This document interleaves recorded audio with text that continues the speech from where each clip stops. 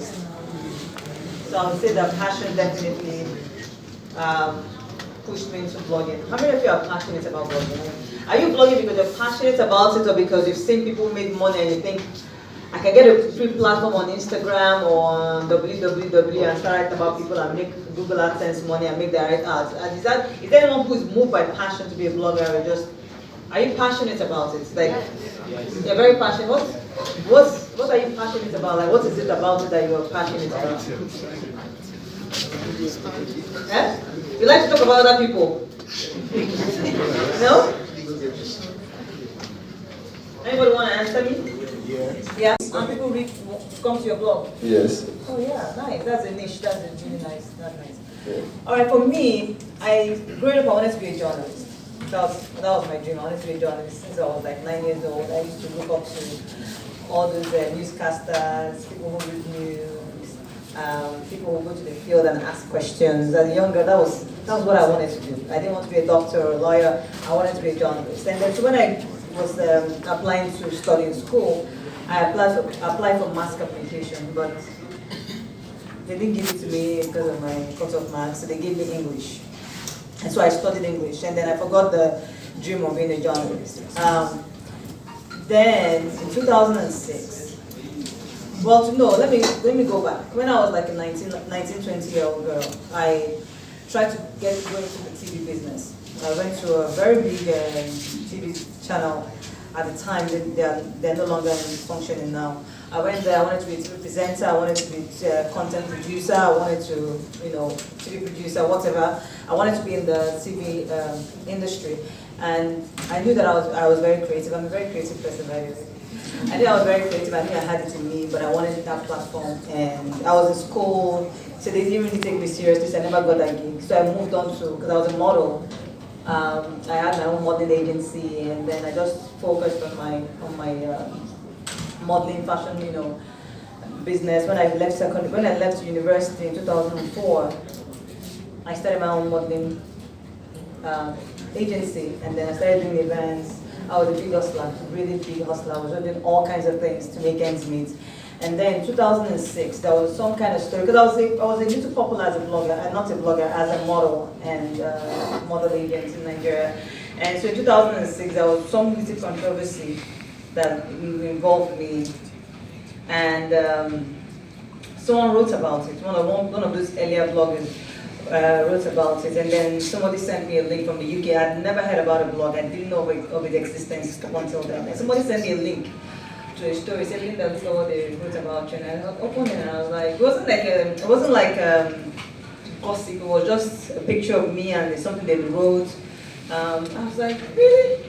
This exists? So in 2006, we probably like early 2006. I was like, really? This exists? And for some of you who know, probably know the website, probably one of it came before me, Bella Ninja.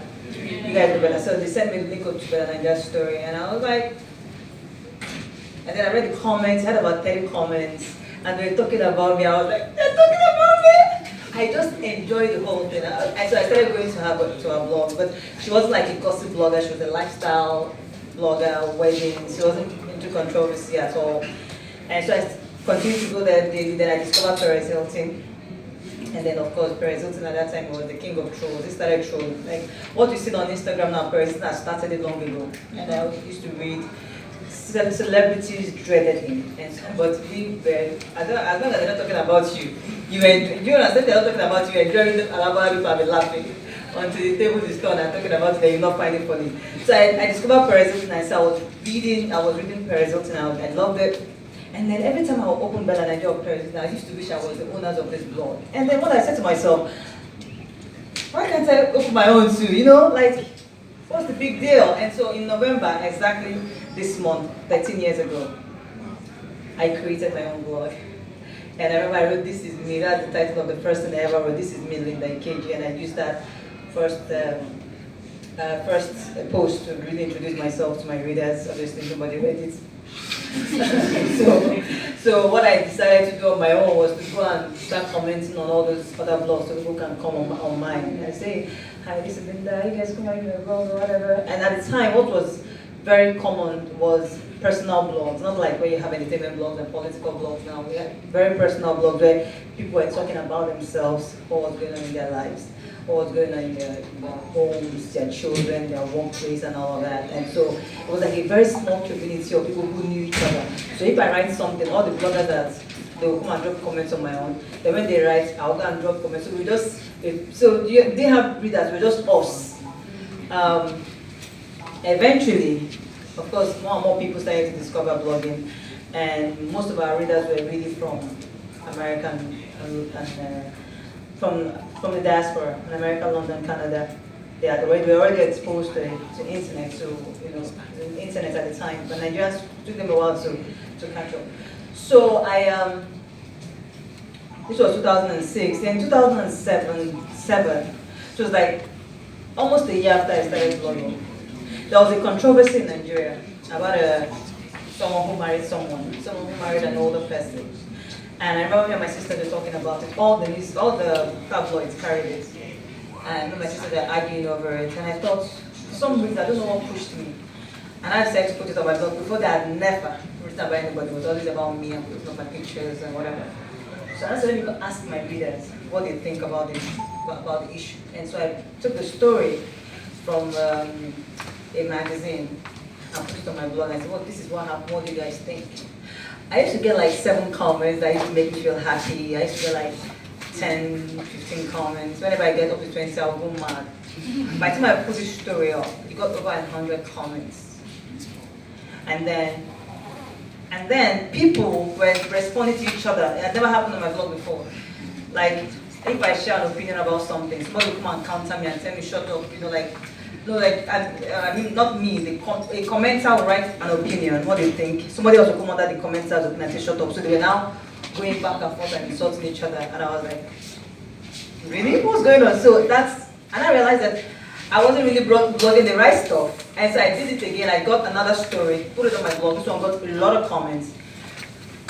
And I decided that I was done talking about myself. I was going to be talking about other people because obviously it was what people wanted to read. And then, because obviously I wasn't in the gossip industry, like I didn't know what was going on. I had journalist friends like Big Sam, but I wasn't a journalist. So what I now did was, I don't know if you guys are still doing it now, but that time, I went to get news. Every week I'll get magazines, like tabloids, Nigerian tabloids, and open all the pages and take all the stories there. It's not my story. I'll carry all their story, I'll put on my Instagram, on my page. In fact, I got to a point when Nigerian journalists, owners of newspapers, said I took them out of business because they will go and look for the story, put in their magazine. I'll carry all the stories from their magazine, I'll put on my blog because I didn't know anything about anybody. So I'll just say, according to City People, which was the biggest at the time, according to Encomio, according to Fame Magazine, all these kind of things. And then Nigerians in diaspora went crazy over my blog, because when abroad, of course they can't buy the hard copy newspapers or tabloids, So the only way they can know what's going on back home was through my blog. And every day I was giving them just back to back, back to back. It's not my story, but I was just doing it. And then I did this dedicatedly for 4 years. Like that's how passionate I am. Because blogging, it takes a while. It takes a while. Especially now that it's crazy right now. Back then when you can count how many of us now. You got 1, 2, 3 blogger, 1, 2, 3 blogger, 1, 2, 3 blogger. Everybody's on your blog. So, sorry? Were you saying something? Everybody wanted to blog. So that back in the day, it wasn't that many of us. And so I did it 4 years dedicatedly. 4 years, I wake up early, blog, sleep late, keep blogging until people wake up. And then from going to taking my stories from these magazines, people started sending me stories. So I started getting some exclusives. I went from probably 3,000 viewers, readers, to 100,000. I'm telling you, like everybody just came on my blog because I was doing something that nobody else was really doing. And after 4 years, this would be in 2010, I got a call from a company that said, Linda, obviously there are people that are watching because you build the eyeballs over time. You build it over time. So I went from 0 people to 2010, there were about 300,000. So when I got to 300,000, I got a call from a company saying that we would like to pay you money to put our stuff on your blog. And I thought it was ridiculous. I was like, pay me? No. I have a business. I said, no, I have a business. This is just something I do out of passion. Don't pay me. And it was an event. And I said, but I'd really like for you to invite me to the event. That's your own payment to me. And they were like, really? I said, yes. So they gave me Jesus Christ. They gave me 2 invites to the event, and I think I did like 10 posts for them. And I was happy. And I even went to the event, posted my picture of myself in the event on my blog. And I was like, I was at this event. So apparently what happened was that they had already made a budget for me in the company. And they contacted this guy to contact me. So when I told him that I don't want the money, he now pocketed the money. So what happened was, they now gave him money for post events. And I think he just felt like, let me just give this girl. Even though she doesn't have sense, yes, she can make money from this. Let me just give her. So he now insisted that I collect the money. He insisted. I said, really? Are you sure you want to give me the money? He said, just take it. Just take it. Like, was like doing me a favor. And so he gave me 100 grand naira. I don't know how much that is in 100,000. That was like, 1,005 Ghana cedi. Is that a big deal here? Guys, 1,005 Ghana cedi. It's still a big deal now. That's a good salaries. What are you talking about? It's a big deal now. But back then, I wanted to go mad. I was like, what? 100K? Just because after I give me invitation, I gave me, what? So, apparently, but that helped me because I started posting them. And then other people didn't occur to advertise through me. Now saw this company, they were like, wait a minute. You can actually advertise on this blog there because every time I posted they're getting comments and everything. And so somebody else now called me. I was like, you want to pay me? Hey, I said, really? He said, yes, okay. In fact, the first banner I put on my blog, now to put the banner on my blog is 1.2 million. The first banner I put on my blog, she gave me 60K for 1 year. That means she paid me 5,000 naira a month. And I was happy. I was like, what?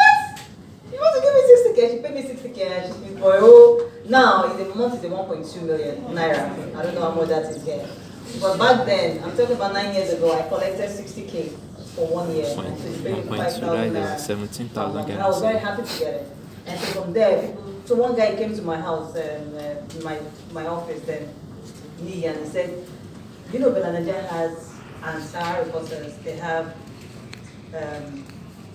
what's it called? Advert rates. I was like, what is that? He now sent it to me. And I looked at it, I was like, really? People are paying. So I now said, let me do my own advert rate. And that's basically how, after 4 years, I started making money from the blog. And so people write to me. So I now deliberately put on my blog that, I don't know if you guys do it, it's very important for you to let people know that they can advertise through you. If you have a blog and you're trying to make money through the blog, you must put for advert inquiries. Don't just assume people know to come to you. If you can go to them, let them know that they can. So I now put for advert inquiries, call, email, and I started getting emails. So I started, the first time I was paid money from my blog was in October 2010. By February, I don't know how it used to be broke. By February 2011, that was it. 3-4 months later, so I now put the advert inquiries, call me, or call this number, to this email. And that was people started calling and then I was like, oh my god. And so I had a business then. I had a business called Black Dog Communications where I was doing I was the modern agent. I was doing one show every year called Sister Night. I had a magazine. I was trying to do a reality, everything I cancelled. I was done with Black Girl. I was done. I said I was done, like, because I used to stress for 6 months for like 500K. And one post, some people were paying me 500K. I was like, God has done it for me. So I set that aside. I forgot my company completely. I put it aside and I concentrated 100% on blogging. 100% on blogging. And like I said, it's not as saturated. It wasn't as saturated as it is now back then. Just a few of us. So what happened was, let me tell you how much of a blessing the blogging was for me. 90% of advertising spend online came on my blog. Let me explain what I mean. Everybody that wanted to advertise online, every single company that wanted to advertise online, Linda Ikeji, let me explain. Linda Ikeji, Nigeria Vanguard, for instance. Linda Ikeji, Vanguard Punch. Linda Ikeji, Punch This Day. Linda Ikeji, Pulse, Nine. Linda Ikeji, Nine. Do you understand what I'm saying? I was top most of every single 90% of it. So I was making ridiculous amount of money that people didn't even know. So I was just like this blogger, like she's a blogger, but she's not relevant. And I wasn't showing off much at the time, so but they didn't know what was going on, and I was making so much money. Even me, I couldn't, like I was, anyway. So in 2015, I think that was what I did, exploded in Nigeria. I don't know how it happened here. In 2015, I now got to a point where they said, okay, I can buy a house now. From money I was making from blogging, so I bought a house. I bought a house in one of the choicest areas in Lagos. And then when the news came online, half the people that heard it didn't believe it. They said it's not possible. In fact, I remember, and I quote, one guy said, if anybody believes that when they Ikeji buy 500 million naira house, I don't know how much that is here. 500 million naira house. At the time. If anybody believes that in the Ikeji bought that kind of house, and that amount of house, then you need to go back and get educated. That's how it's possible. They thought it was because I was a blogger. So they saw me as an ordinary blogger, but they weren't looking at the business side of blogging. They didn't really look at all the, like if I put 100 posts, 20 are faithful. Some people don't know, they don't understand how it works. So people didn't believe it. So immediately it dawned on them that it was actually a fact, because I now came out and I said, yes, I bought a house. Of course, my tax people started chasing me. Because before they also got the blogger, oh, she just writes about people, she's not important. Then I saw the house I bought, they were like, does she pay tax? So they came knocking. But anyway, people now started, they were like, wait a minute, you can make money from, you can make that kind of money from blogging. And then people started educating others, because I saw when they were quarreling over it, when people started educating others that this is how you can make money from blogging. It's possible that you can make money from blogging. This is how you are making money from blogging and whatever. And after 2015, like I said, 1, 2, 3 blogger, 1, 2, 3 blogger. Like everybody was now creating their own platform. Now with the advent of Instagram, it was not easier to be an Instagram blogger. I don't know if there are people here who are Instagram bloggers. A lot of you are Instagram bloggers.